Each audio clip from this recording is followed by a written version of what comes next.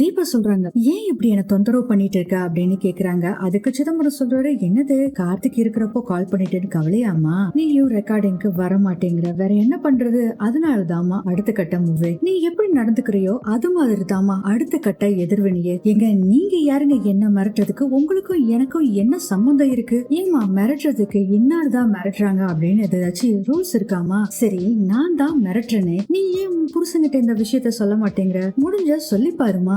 ஏங்க நான் சொல்ல மாட்டேன்னு நினைக்கிறீங்களா? அட சொல்லி பாருமா. ஷாக் ட்ரீட்மெண்ட் கொடுத்தோம், கேக்குற மாதிரி தெரியல. அவன் 40 வாட்ஸ் தான் கொடுக்கறேன்னு சொன்னா, நான் தான் 120 வாட்ஸ் கொடுக்க சொன்னேன் அப்படின்னு சொல்லிட்டு சிரிக்கிறாங்க. செம கோவம் வந்தது தீபாக்கு. நீங்க எல்லாம் மீறி போய்கிட்டு இருக்கீங்க, நான் எல்லாம் மீறாம இருக்கணும்னா நீ எல்லாம் மீறி வந்து என்னோட ஸ்டுடியோல பாட. இங்க பாருங்க, அதான் சொல்லிட்டேனே, உயிரே போனாலும் நான் பாட முடியாதுன்னு சொல்லிட்டேன். ஆமாமா, உன்னோட உயிரை கேட்கவே இல்லம்மா, உன் குடும்பத்துல இருக்கவங்க உயிர் தான் ஊசலாடி இருக்கு. அப்பதான் படம் வரைஞ்சு பாகம் குறிச்சனே அப்படின்னு சொல்லும்போது, என்ன இந்த ஆள் இப்படி மிரட்டுறாரு அப்படின்னு யோசனை பண்ணிருக்காங்க தீபா. என்னம்மா பாடுவியா இல்ல அடுத்த சம்பவத்தை அரங்கேற்றட்டுமா? சார் நான் பாட மாட்டேன் சார். ஏமா உங்க குடும்பத்துல யாருக்கும் நீச்சல் தெரியாதாமே, அவங்களுக்கு நீச்சல் சொல்லி கொடுக்கணும்னு நினைக்கிறேன். ஓகேமா நான் வச்சுட்டுமா அப்படின்னு போனை கட் பண்ணிடுறாரு சிதம்பரம். நினைச்சு பார்த்துட்டு இருக்காரு, கண்டிப்பா நீ பாட வருவ அப்படின்னு நினைச்சு பார்த்துட்டு இருக்காரு சிதம்பரம். அடுத்ததே நம்ம தீபா என்ன பண்றாங்கன்னா, இனிமேலும் இப்படி அமைதியா இருக்கிறது வேலைக்கே ஆகாது, உண்மை பூரா கார்த்திக் சார் கிட்ட சொல்லிடலாம் அப்படின்னு சொல்லிட்டு தீபா என்ன பண்றாங்கன்னா வேகமா அவங்க ரூமுக்கு போறாங்க.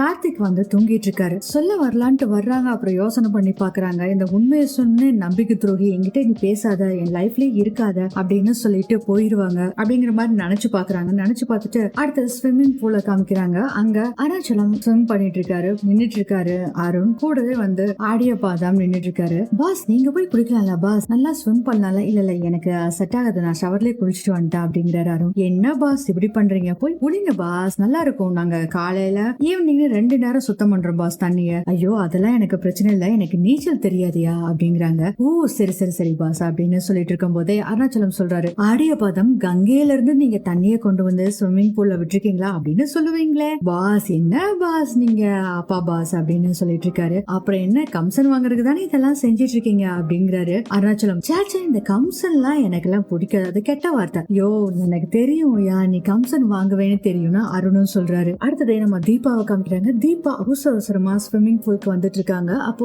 மீனாட்சி வர்றாங்க. என்னாச்சு தீபா, எதுக்கு இவ்வளவு அவசரமா வர்ற அப்படின்னு சொன்னோன்னே அதுக்கப்புறம் அருணாச்சலத்துக்கு நடந்த விஷயம் எல்லாத்தையுமே சொல்லிட்டு எல்லாமே இந்த சிதம்பரம் தான் பண்றான் அப்படிங்கிற விஷயத்த சொல்றாங்க. அதை கேட்டோட மீனாட்சி சொல்றாங்க, மாமாவும் அருணும் தான் ஸ்விம்மிங் பூல் பக்கம் போனாங்க, நீ சொல்றத பார்த்தா நம்ம வீட்டுல ஸ்விம் பண்ண தெரியாது, அருண் மட்டும்தான், வா முதல்ல போலான்ட்டு 2 பேரும் வேகமா ஓடி வராங்க. அதுக்குள்ள இங்க ஆனந்த் வந்துடுறாரு. பாஸ் நீங்க குளிக்கலையா பாஸ் அப்படின்னு கேக்குறாங்க. சரி சரி நீச்சல் தெரியாதுல்ல அப்படிங்கிறாங்க. அதுக்கு அருணாச்சலம் சொல்றாங்க, ஸ்டேட் லெவல் சாம்பியன் அவன் தெரியுமா அப்படிங்கிறாங்க. என்ன பாஸ் இது ஸ்டேட் லெவல் சாம்பியன் ஒருத்தர் சொல்றீங்க, இன்னொருத்தர் என்னன்னா ஸ்விம்மிங்கே தெரியாதுன்னு சொல்றாங்க அப்படின்னு சொன்னோடனே, யோ ஒவ்வொருத்தருக்கு ஒவ்வொரு மாதிரிடா, வீட்டுல எல்லாருமே ஒரே மாதிரியே இருப்பாங்களா அப்படின்னு சொல்றாங்க. ஆமா பாஸ் நீங்க சொல்றதும் கரெக்ட் தான் அப்படின்னு பேசிக்கிட்டு இருக்காங்க. டே ஆனந்த் வாடா ஒரு நீச்சல போடு அப்படின்னு சொல்றாங்க. ஏதோ வர்றம்பா அப்படின்னு சொல்லி ஆனந்தும் சொல்றாரு. நீங்களும் வாங்கல ஜோதியில ஐக்கியமாயிரலாம் அப்படின்னு அருணாச்சலம் ஆடிய பாதத்தை கூப்பிடுறாங்க. இல்ல இல்ல வேணாம் வேணாம், எனக்கு சின்ன வேலை இருக்கு, ஏன்னா அவருக்கு ஸ்விம்மிங் வந்து தெரியாது, அதனாலதான் அப்படி சொல்றாரு. சின்ன வேலை இருக்கு, நீங்க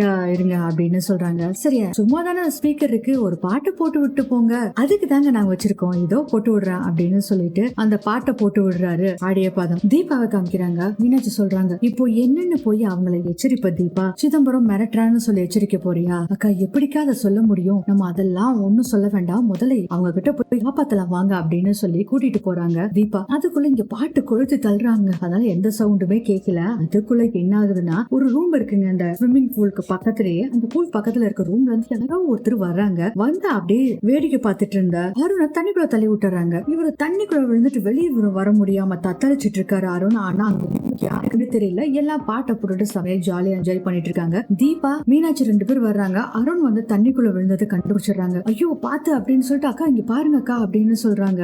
பாத்துறாங்க மீனாட்சி. அருண் அவங்க காப்பாத்துங்க, பாருங்க உங்க தம்பி தண்ணிக்குள்ள தத்தளிச்சிட்டு இருக்காரு அப்படின்னு சொன்னோன்னே அதை பார்த்துட்டு பதறி போய் அருணை எப்படியோ காப்பாத்திடுறாங்க. அதுக்கப்புறம் பாத்தீங்கன்னா கார்த்திக் அவங்க அம்மா அப்பா எல்லாருமே அருண் அப்புறம் எப்படியோ எழுப்பி விட்டுறாங்க. என்னாச்சுடா அருண் அப்படின்னு கேக்குறாங்க. என்னன்னு தெரியல பாட்டி, ஏதோ ஒண்ணு இடிச்ச மாதிரி இருந்தது பாட்டு, அப்படி கீழே விழுந்துட்டேன் அப்படின்னு சொல்றாங்க. ஆனந்த் சொல்றாங்க, இதுக்கு தாண்டா தண்ணிக்குள்ள அப்படி நடந்து வந்தேன்னா அப்படி கொஞ்சம் கொஞ்சமா பழக்கம் ஆயிடும்னு சொன்ன, நீ தாண்டா கேட்க மாட்டேன்டா சொல்லிட்டு இருக்காரு. சரி வாங்க எல்லாம் ரூமுக்கு போலாம் அப்படின்னு சொல்லிட்டு அருணை கூட்டிட்டு அங்கிருந்து போயிடுறாங்க. ஆடிய பதம் பாடிட்டே வந்துட்டு இருக்காரு. அந்த சமயத்துல ஒரு பேரர் வராரு. என்ன சார் இந்த சைடு சுத்திட்டு இருக்கீங்க? நான் என்ன ஆடியோ பார்த்தோங்கிறதுனால ஆடிட்டு தான் வரணுமா? பாடக்கூடாதா? இது பாடிய பாதம் அப்படின்னு இருக்காரு. சார் அதெல்லாம் சரி, நீங்க ஆடுவீங்களா பாடுவீங்களா என்னத்தோ பண்ணுங்க. உங்க பெரிய பாஸ் தண்ணிக்குள்ள விழுந்துட்டாராமா? என்னது பெரிய பாஸ் தண்ணிக்குள்ள விழுந்துட்டாராடா? ஆமாங்க பாஸ், நீங்க போங்க போய் பாருங்க அப்படிங்கறதோ நான் வந்து காப்பாத்துறேன் அப்படிங்கிற. உங்களை யாரும் பிடிக்கல, போய் காப்பாத்துங்க போங்க அப்படின்னு சொல்றாங்க. போய் ஸ்விம்மிங் பூல்ல பாக்குறாங்க, ஒருத்தரையும் காணோம். எட்ரா இந்த பைனாகுலர் அப்படின்னு சொல்லி கையவே பைனாகுலர் மாத்தி பாக்குறாரு. ஒருத்தரையும் காணோம். என்னடா ஒருத்தரையும் காணாமன்னு இருக்கப்போ கரெக்டா பாட்டி வந்து முன்னாடி நிக்கிறாங்க.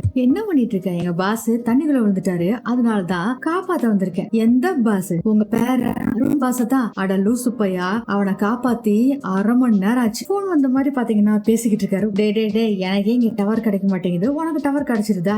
ஏன்டா வராத போன பேசிக்கிட்டு இருக்கிற? சரி விடுங்க அப்படின்னு சொல்லிட்டு அங்க இருந்து எஸ்கேப் ஆயிடுது. ஆடிய பதம். தீபா அடுத்தது என்ன பண்றாங்கன்னா, அந்த ஆள் என்ன நினைச்சிட்டு இருக்கான் அப்படின்னு செம்ம கோவத்துல சிதம்பரத்துக்கு கால் பண்றாங்க. தீபா போன் நம்பரை பாக்குறாரு. என்னது சாம்பிள் காட்டினதுக்கே சரண்டர் ஆயிரம் போல இருக்குது, இன்னும் கொஞ்ச நேரம் விளையாட்டு காட்டலாம்னு பார்த்தா அதுக்குள்ள க்ளோஸா அப்படின்ட்டு போன் அடிக்கிறாரு. சொல்லுமா ராசாத்தி, ரெக்கார்டிங் வச்சுக்கலாமா? எஞ்சிட்டு இருக்கிற அப்படிங்கிறாங்க தீபா. என்ன யோவா நீ பண்ற வேலைக்கு அப்புறம் என்ன சொல்லுவாங்க? நான் பாடுற வர்றதுல இந்த ஜெர்மத்துக்கு நடக்கவே நடக்காது. இது எல்லாத்தையும் விட்டுட்டு வேற வேலை பாரு, ஏன் குடும்பத்தை தொந்தரவு பண்ணாத அப்படின்னு சொல்றாங்க தீபா. ஓ சரி. ஏ தீபா, நீ எல்லாம் முளைக்கவே வராத காலன். முளைக்க வர்றதுக்கு முன்னாடியே வெந்நீர் ஊத்தி முடிச்சிட்டு போயிட்டே இருப்பேன். என்ன நான் உன் லெவலுக்கு இறங்கி வந்ததும் நீ ஓவரா பேசிட்டு இருக்க, தொலைச்சு அப்படின்னு சொல்லிட்டு இருக்காரு சிதம்பரம். இதோட இந்த எபிசோட் முடிஞ்சது.